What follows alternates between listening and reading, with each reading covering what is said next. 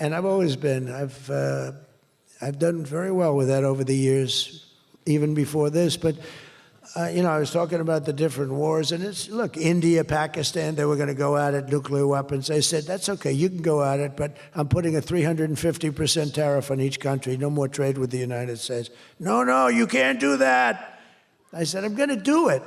Come back to me, and I'll take it down. But I'm not going to have you guys shooting nuclear weapons at each other, killing millions of people, and having the nuclear dust floating over Los Angeles. I'm not going to do it.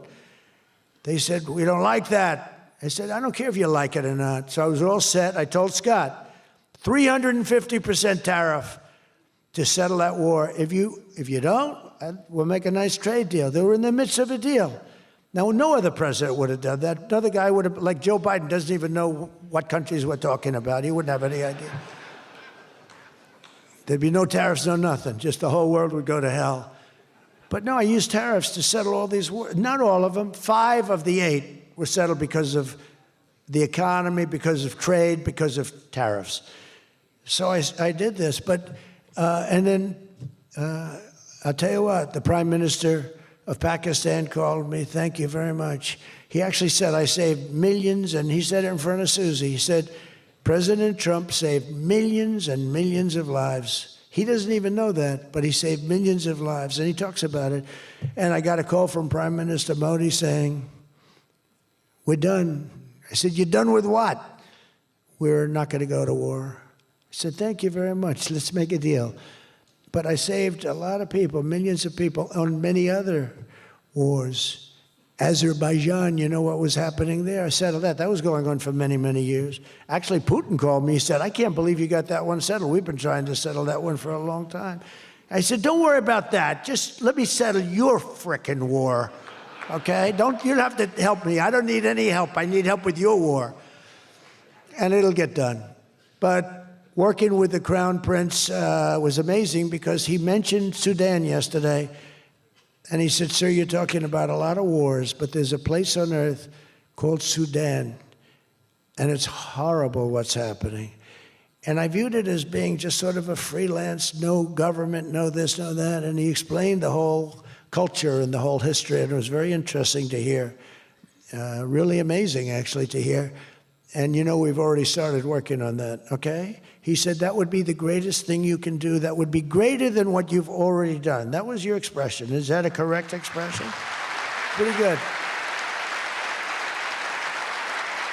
So we're working on that. We started about 30 minutes after you explained to us the great importance of that. I view it differently now than I did just a day ago. But we also, as you know, we had a historic ceasefire. We ended the war in Gaza. And 2 days ago, incredibly, the United Nations Security Council backed the Trump peace plan. And we have a great peace plan. We have peace in the Middle East. This is a strong peace, too. They say, oh, it's tentative. It's not. This is a very strong peace. We have 59 countries signed on. And when there's problems, I'm getting calls from countries. They want to go in and lead the fight to solve the problem if we have any problems. But right now, it's looking very good and endorsed. They endorsed the United Nations, what's called the Board of Peace, chaired by a person called Donald J. Trump. I accepted the chairmanship. They asked me to be chairman. That's what I needed. It's just a little more work. But it's a great honor. That'll be the greatest board ever assembled. When you see this board will blow every board away. And I believe we're going to be lucky enough to have the Crown Prince be a very distinguished member of the board. But we're going to have the heads of the Board of Peace, and I think it will go long beyond Gaza and the Middle East. I can see that going long beyond.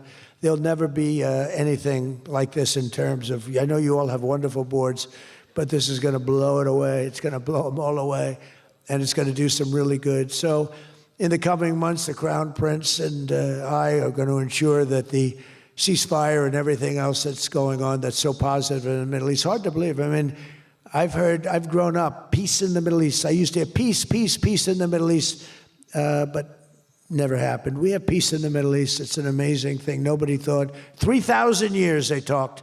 Nobody thought it would happen. In just 9 months, our administration has achieved more than most other administrations achieve in 8 years. And we're We're leading again in just every country. We want to win. We want to win for you. We want to win for ourselves. We want to help our allies. We want to change our enemies. We want to change our enemies. I'm being nice when I say it that way, but we want to change them. And if they don't change, we're going to be nasty. But hopefully we're not going to have to be nasty. But we want the world to prosper. We want the world to be safe. Our alliances are flourishing like they haven't before. And, they're respecting America again. They didn't respect us. We were like a bunch of stupid people.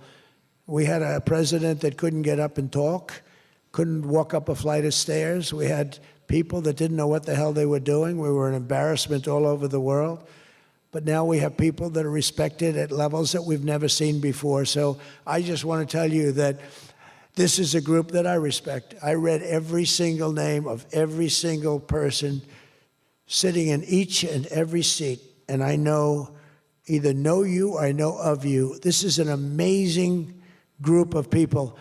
And it really is headed by that gentleman sitting right smack center with 2 seats in between him. He wants plenty of room. And he's going to be the king of Saudi Arabia right now. He's the most distinguished gentleman. He's my friend. And thank you very much for what you've done for us, and we will always be with you. Thank you, Mohammed. I appreciate it. Thank you, everybody. Thank you very much. Thank you. If you like this video, then like, share and subscribe to Mirror Now.